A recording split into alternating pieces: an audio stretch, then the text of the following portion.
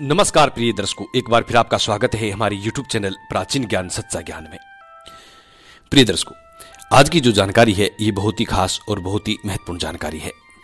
आज हम आपको एक ऐसा प्रयोग बताएंगे जिससे आप अपना जीवन बदल सकते हैं, अपना भाग्य बड़े आसानी से उदय कर सकते हैं।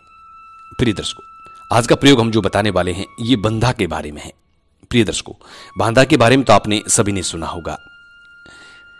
बांदा होता क्या है, कितना इसमें चमत्कार होता है और हमारे जीवन के लिए क्यों ये जरूरी होता है, आज हम इसी विषय में बताएंगे। प्रिय दर्शकों, तंत्र मंत्र साधना में ये बताया गया है कि बांदा बहुत ही चमत्कारी होता है। हमारे पौराणिक जो ऋषि मुनि थे ये बांदा से बहुत ही काम लिया करते थे। बांदा में वो ताकत होती है, वो शक्ति होती है जो हमारा भाग्य उदय कर सकता है, हमें बुरी आत्माओं से छुटकारा दिलाता है, हमें नकारात्मक ऊर्जा से मुक्ति देता है, हमारे घर के सभी परेशानियों को दूर करने में बांदा सक्षम होता है। प्रिय दर्शकों, हमें बल प्रदान करने में भी बांदा सक्षम होता है, हमें शक्ति प्रदान करने में भी बांदा सक्षम होता है, धन अर्जित करने में भी बांदा सक्षम होता है। प्रिय दर्शकों, बांदे के बारे में जितनी बड़ाई की जाए और जितना इसका गुणगान किया जाए उतना कम होता है। बांदा बहुत ही चमत्कारी एक जड़ी बूटी औषधि होती है। ये बांदा यदि किसी को मिल जाता है तो उसका जीवन वो कुछ ही दिनों में बदल सकता है। प्रिय दर्शकों, ऐसा नहीं है कि बांदे को घर में लाके रखने से ही आपको धन वर्षा होगी, नहीं, उसके साथ जो आप बिजनेस कर रहे हैं, जो काम आप कर रहे हैं वो आपको कंटिन्यू करना है।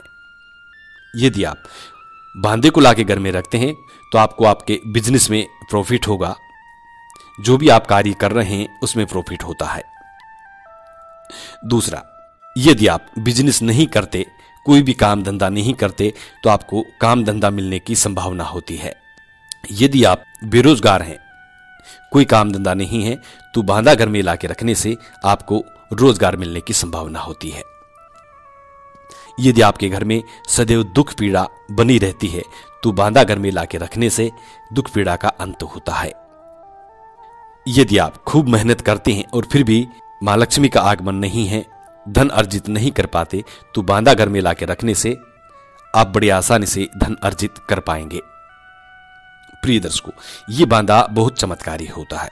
अब ये बांदा कहां से प्राप्त करें और कैसा होता है, प्रिय दर्शकों, आपकी जानकारी के लिए हम आपको बता दें कि बांदा एक दूसरे वृक्ष पर, एक दूसरे पेड़ पौधे पर उगा हुआ पौधा, वो उसे ही बांदा कहा जाता है। यानी कि एक दूसरे पौधे पे जो दूसरा पौधा उग जाता है उसे ही बांदा कहा जाता है। प्रिय दर्शकों, कुछ लोग फलियों को भी बांदा बताते हैं, लेकिन फलियां बांदा नहीं होती। बांदा जो होता है वो एक दूसरे पौधे पर, एक दूसरे वृक्ष पर अकस्मात उगा हुआ पौधा, वही बांदा होता है। और इस पौधे के अंदर अनगिनत चमत्कार भरे पड़े हुए होते हैं। इस पौधे के अंदर अनगिनत चमत्कार होते हैं। ये पौधा बड़ा ही चमत्कारी होता है। अब ये किस किस वृक्ष के बांदा, किस किस पौधे का बांदा हमें लाना चाहिए और वो क्या क्या काम करता है, इसे हम आपको बताने जा रहे हैं। प्रिय दर्शकों, सबसे ज्यादा जो बांदा लोग लेके आते हैं वो पीपल का लेके आते हैं, बरगद का लेके आते हैं, गुलर का लेके आते हैं, आम का लेके आते हैं, बोर का लेके आते हैं, यानी जो बेड़ होती है, बेरडी, उसका लेके आते हैं, आंवला का लेके आते हैं, नीम का भी लेके आते हैं। प्रिय दर्शकों, सबसे ज्यादा जो यूज होने वाले हैं इन वृक्षों के बांदा होते हैं।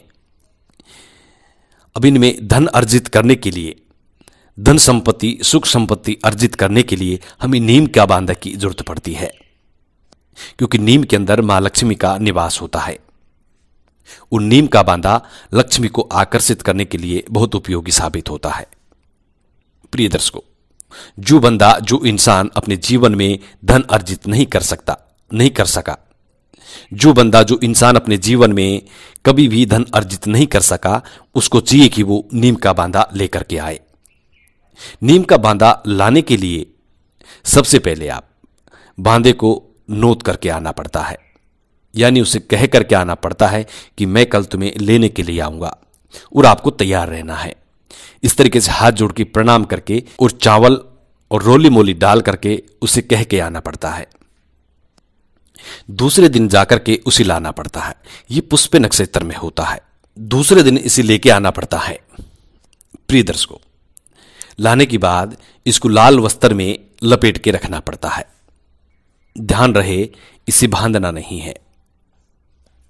कई लोग बांधा लाने के बाद ये गलती करते हैं, उसे बांध देते हैं। इसे बांधना नहीं होता है।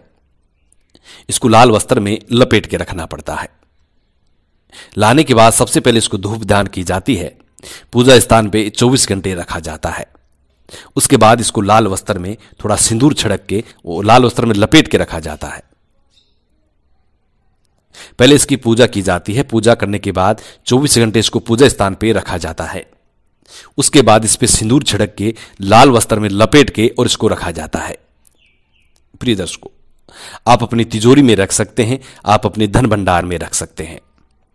ऐसा करने से मां लक्ष्मी की कृपा आप पे होगी और आप धन अर्जित कर पाएंगे। प्रिय दर्शकों, दूसरा होता है पीपल का बांधा। पीपल का बांधा भी बड़ा चमत्कारी होता है। पीपल में श्री हरि विष्णु का निवास होता है और जहां श्री हरि विष्णु का निवास होता है वहां मां लक्ष्मी का भी निवास होता है। इसलिए पीपल का बांधा भी बहुत जरूरी है। यदि आपको पीपल का बांधा भी कहीं नजर आता है तो उसको वही पुष्य नक्षत्र में आप अपने घर लेके आए।